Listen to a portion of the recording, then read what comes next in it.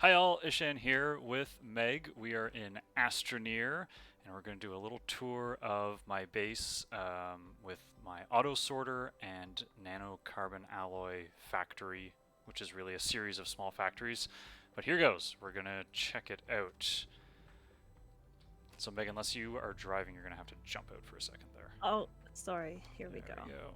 There. So we're just going to go grab some resources that we can stick into the sorter so we can see how it actually works. And my resin extractor is not extracting. Oh well. Turn that off. Grab this. Stick that back on there. And I'm turn it slowly back on. rolling away. Yes. Why doesn't it have a parking that. brake? Oh, you're driving again. Oh, same thing. Yeah, same thing. Yeah, I don't know. It definitely does roll. It almost rolled away on me when I was getting close to a planetary core recently, which was almost disastrous. Oh, that's Yes. not good at all. It was not. Okay, so the auto sorter works by driving into the unloading bay where we stop. The arms are going to immediately start extracting resources. But because we've got these canisters, we're just going to have to turn on their output, and then they will do their thing. So now we're going to go around the end here so we don't get arms putting things onto our packs. But over here, we can see that the resources are all getting moved around over into the sorting array. And the way the sorting array works is that it's all, basically all goes onto a small storage pallet, or medium storage, I guess, attached to a smelter, except for quartz. So we siphon off some quartz into just a quartz storage, and the rest of the quartz does go to the smelter and gets turned into glass, and then gets moved over into a glass storage. And there's a couple of points where we divide resources up like that. So graphite is another one. We take some graphite right off the smelter and move it into one spot. But we also take some graphite and move it over into part of the nanocarbon alloy factory. So there's a couple of places where like resources kind of get split up, and it's just luck of the draw. Sometimes one arm will grab it, and sometimes the other arm will grab it. But you end up, law of averages, kind of getting a 50-50 split on those ones. What's cool about this system is, unlike previous sorters that I have tried building before, I can actually put smelted materials into the sorter. Or like, I can have smelted materials on the rover, and the arms will grab them and put them into the sorter, and the sorter will put those where they need to go.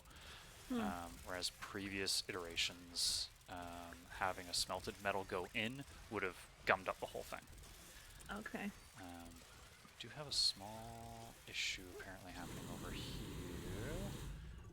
with compound trying to go into organic, which shouldn't have happened, but sometimes a resource sticks. Yeah, we've got a copper sitting up there. I don't know why that happens, but it does every once in a while. Weird things like that occur. Only seems to be when I leave the server and come back, so I'm not really sure what's going on with that. But anyway, I'm going to call it a bug. So this is the main material storage, and Meg, you will notice a difference here. There's no gate, unlike in the previous version. So the way this is set up, you can just walk in. All of the storage canisters are just set to have their output turned on, so you can just walk up, grab what you need, and leave. There's no activating and deactivating of arms because we're not moving the resources in a relay like we were in the previous version. So everything is just happening with arms behind the canisters positioned to move the resource into the appropriate canister here. Cool. So that end of it works extremely well, and this is like right beside my printers, so it's nice and convenient. I have a smelter here in case I do need it, although I rarely, if ever, do. And my centrifuge is positioned over here so that anything that I generate on the centrifuge immediately just gets grabbed by an arm, gets put into the sorter, and goes into the appropriate canister right away. So it's pretty efficient in that regard. So then the other end of things that you will also notice a big difference with down here is the factory. There are a lot fewer arms in the factory. So there's a lot more Oh arms yeah, in wow. the sorter, but the sorter works more efficiently and effectively and more consistently as well now. And the factory is much simpler. So I just want to make sure we're just going to stay over here to the left again, just so that arms don't try and give you things that they shouldn't. But basically, each of these chemistry labs that we see here in front of us are one component of a nanocarbon alloy factory. So over on the left, we have the hydrazine. Just to the right of that is graphene. In the middle here is the titanium alloy. To the right of that is the nanocarbon alloy. And to the right of that is steel. Okay. The reason it's set up this way is that hydrazine is a component of graphene. Graphene is a component of titanium alloy. Titanium alloy is a component of nanocarbon alloy. But the steel is just on its own, and the titanium alloy and the steel go together to make the nanocarbon. So, and the way that this works is very simple. Those arms are always on, and so as soon as a nanocarbon alloy is taken off of its chemistry lab, the titanium arm that's over here will just grab the titanium and put another one onto the factory. And the factories are all just set to continuous mode. So it's like super simple. Everything just works its way down the line. What's cool about the way this is set up, though, is that it's not unlike the first nanocarbon alloy factory of mine that you saw, where it was like everything went into one central repository and then a nanocarbon came out the end. With this setup, I always have access at any point to any of the resources. So I mean, like I use a lot of hydrazine for the shuttle and for my own little jetpack and stuff, right? So I'm constantly grabbing hydrazine. And with this setup, I can just take a hydrazine and the factory will sort itself out. And because it's all tied into, actually it's not tied into the centralized storage, it's tied into the sorter. So there's actually a sort of second mini sorter back here, and there I'm taking it. Titanium. I was gonna say you got yeah, one. did what I meant not to do. Anyway, if you jump back here, you'll see there's like a mini sorter here. So any of the resources that are part of the factory at some point work their way over here from the main sorter, and then they get sorted. This is what I was talking about, where we split kind of 50-50. So like some titanium goes over to the titanium alloy factory, but some gets put just into the general storage tanks. So to our right here, so I can still use that titanium for other things if I want to. And there's just, that's all this sorter is doing. Some things like ammonium only go into the hydrazine factory because ammonium is only used to make hydrazine or to make the solid fuel thrusters, and at this point I'm not making any of those anymore, so I only need ammonium in the factory. Same thing with the helium. All the helium goes into the nanocarbon alloy factory. All of the argon goes to the steel factory because that's the only thing those are used for. And then hydrogen and nitrogen as well. Those are the only places where I have hydrogen and nitrogen atmospheric condensers are on these factories, because this is the only place where those are used. At least as far as I know. If I ever do need them, though, I can just come over to the factory and take it. And just get them there. Yeah. So it's pretty straightforward. What I did do, just for convenience's sake, is I set up over here some pedestals with some attached arms. And so, like I was saying, if I want a hydrazine, I can just grab a hydrazine off of this pedestal here. And as soon as I do that, it will activate the chain of arms, and another hydrazine will just get brought over, and then that whole chain just shuts down again. And then, So, sorry, okay. go ahead. Well, do you have an RTG factory? Yeah, so this okay. right here is the RTG factory. This is a small printer set on repeat for RTGs. Ah, So here all it I is. do is take a lithium, put it there, take a nanocarbon alloy, put it there. The factories are right away going to go into operation, making another nanocarbon alloy and another lithium brought over from the lithium storage. Oh yeah, I see it activating down there. Yeah. And again, the factory is just going to work its way down the chain, right? So as soon as the nanocarbon alloy is going, that will trigger another titanium alloy, and as soon as that's going, it will trigger a graphene, which will trigger a hydrazine, and on down the line of mini factories here. But So all I get is an cool. RTG. Awesome. So Yeah, so it's pretty cool.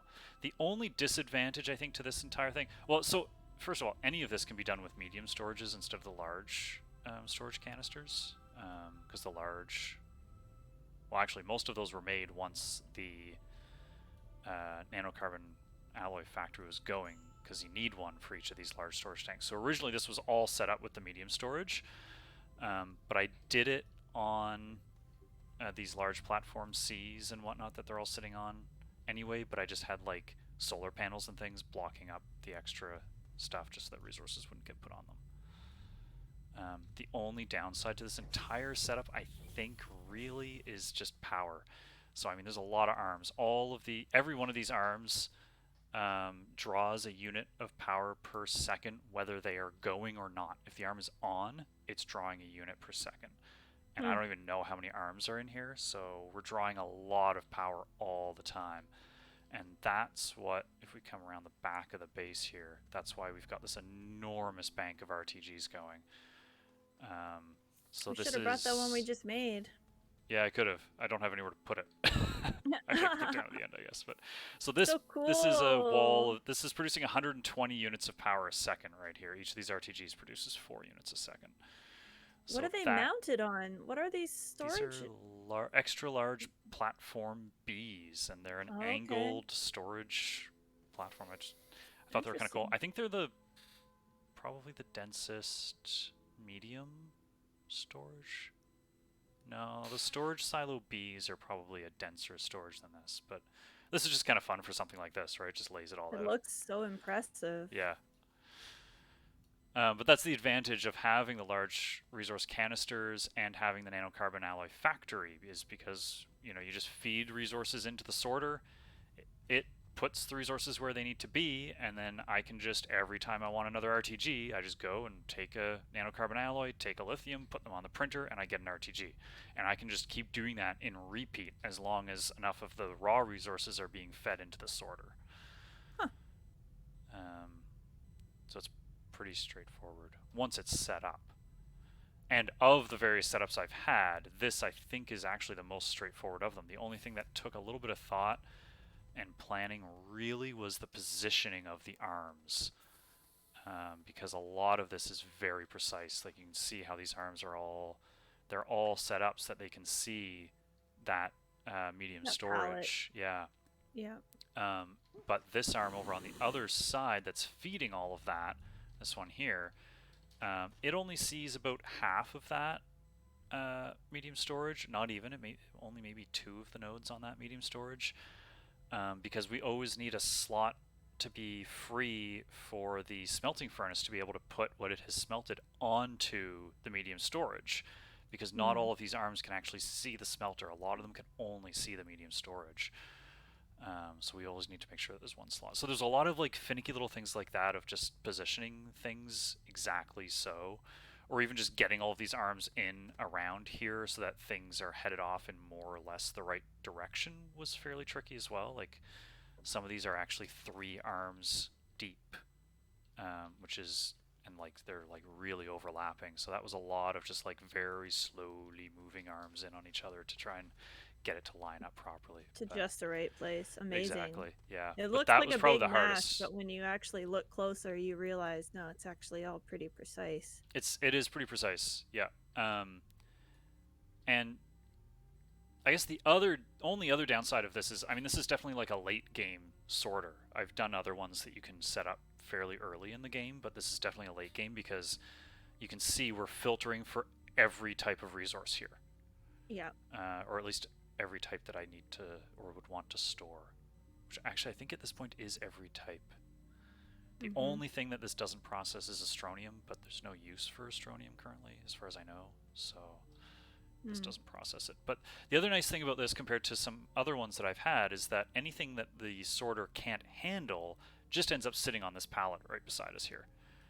The unloading arms will grab like, they'll grab like small solars or small wind turbines or like research things or any single slot item, but they'll only come this far, and then you can just grab them off of this pallet here. Whereas I've had other sorters that would basically just go into a loop of like passing the item around from thing to thing for eternity until you And went you're and chased just it down and shaking your grabbed it. head like Exactly, yeah. stupid arms. Yeah, whereas this one, things get this far, and then, you know, you can just jump in and grab it at any point. So it's kind of convenient.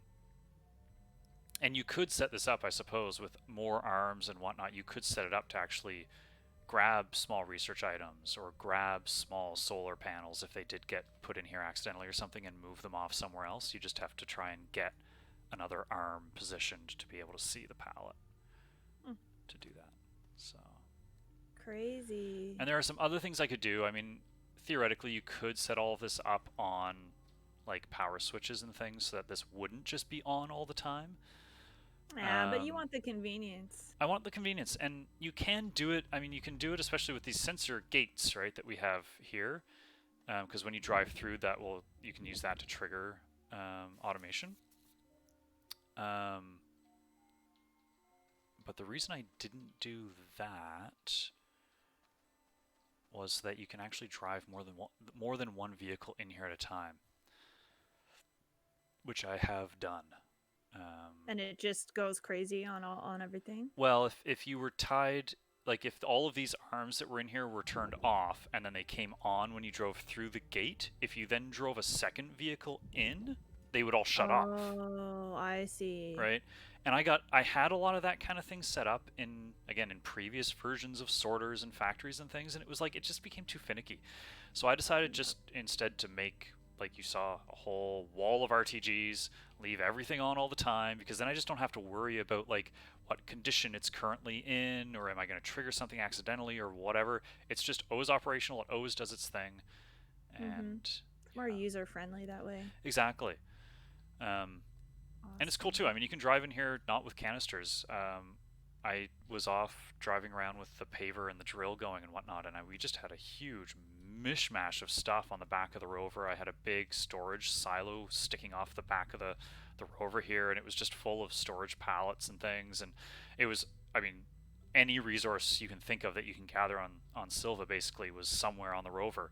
And when I got back, I just drove in here. All of these arms went to work. Everything got sorted and put into the right canisters over in the storage where it should have been. So it's pretty cool. Works well. So cool. Yeah. Was there something underground you wanted to show me? Oh, I was going to show you. I've got a couple of extractors, but you were talking about RTGs. I've set up my extractors on extenders, so they're just all running off of the main power of the base. So we've just got a line of extenders here. And they just go all the way down. And again, this was all set up before... Yeah, it goes pretty far. This was all set up before I had RTGs going. So this was all just running off of solar, basically, mostly. And extenders are the first things to cut out when there's low power, right? Which suited me fine for the extractors. So like at night, these wouldn't be running. But then during the day, they would run. So we've got a... whatever this is called, laterite extractor over here. That's currently full, I guess. I'm going to have to come down with a canister for that.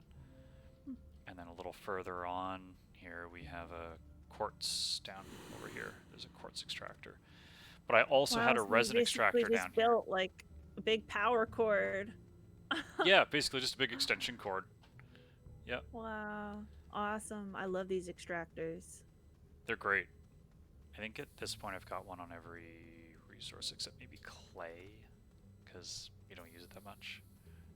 Originally I had a resin extractor here, but it just started extracting all kinds of sphalerite, which I was using lots of when I was making all sorts of buttons and timers and counters and things, but I don't need much of it anymore. So that's the underground operation. Awesome. So that's how you... And then do you just carry the resources up? I come down with the tractor. Yeah. I've thought a couple of times of just setting up an arm conveyor, but then if I needed to change where one of the extractors was, it becomes a big rigmarole. So the tractor actually comes straight down this ramp, which is a different route than we came down. Oh. Because when you come up here and out here, you're what right does this do? by... It just shows you where the hole is. You're right by our sorting arms. Rather you than can being, just drive right in. Yeah, you can just drive straight in, that's rather so than being cool. like That's back awesome. in the back end of the base there. So And then the whole process starts again and everything gets sorted. Yep. Amazing. So yeah, it's pretty handy. Awesome.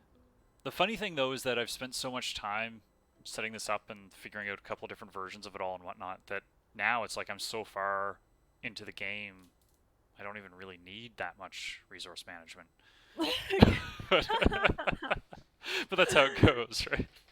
Yeah. Well, who knows? They're always adding updates too. Like, who knows what new thing we'll have to explore. Yep. I do want to play with some of the active storage platforms because you can use the buttons and things to activate like only certain slots on it, and then you can put like little work lights on it. You can actually make signs and make animated signs. You can make like like you can make like a digital countdown timer if you wanted to, even that would like count 9, 8, 7 just by lighting up different lights on the board and stuff. Wow. So yeah, I've seen some YouTube videos about it, but I need All right, you gotta do some that yeah, stuff I gotta play now. with that. Yeah. And I was thinking of making like over by the entrance to the sorter here, making little like runway lights down the sides, so there'd be like 3 that would like flash in sequence, kind of leading you towards the gate kind of thing. But that would be so cool. Yeah. So there's always the automation stuff has a lot that you can do. It opens a lot of possibilities. I want to put something else in it and see them all turn on again. We should have grabbed that stuff while we were down in the mine. Oh well. We should have. Yeah. Oh well. All right. Awesome. I mean, we could just extract a bunch of resources and stick them back in the sorter. But I do. I want to see it come alive again. Do it.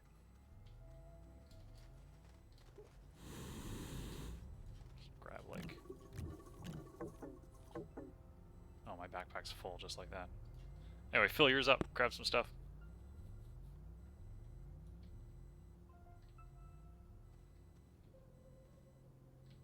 Sorry. That's okay. I can just take anything? Yep.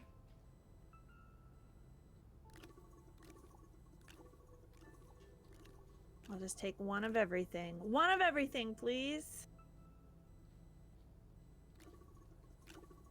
I guess what I said earlier isn't entirely true. I'm just thinking a little more. The only other things that I can't really put into this sorter, but I mean I could set it up to, would be like things that are coming out of the factories, the steel and stuff like that. But I can't imagine how or why I would ever be bringing that kind of stuff into the sorter. Is it going to take it off my backpack? It won't take it off your backpack. No, they don't take things off your backpack. But if you just throw it on the ground or something, they'll start doing their thing. Oh, it's coming alive.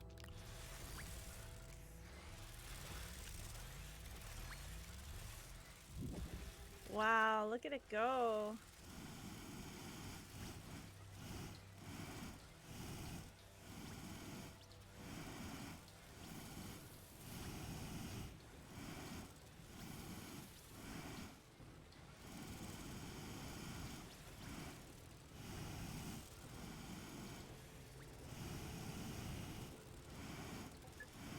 Look at it smelting. Or I guess it's... Wait, what is it smelting? Oh, the carbon. Was it re-smelting the carbon? No, no, not carbon. It's an organic. The organic. And yeah, so there is an organic arm that we'll grab. Oh, you know what? There was an organic arm. Maybe there isn't currently. My organic arm has lithium or something sitting on it. Mm. Anyway, in theory, the organic should be getting split partly to go to, or well, some of it will get smelted, but some of it will just get grabbed by the organic arm. Maybe that's why I have so little organic, because it's all just going to the carbon. There we go. We found a bug. I'll have to fix that. Gotta add another arm. Anyway, that's basically, that's how it works. Awesome. Yeah. Very cool. Good job. Thanks. So that's the tour. Thank you. Anytime.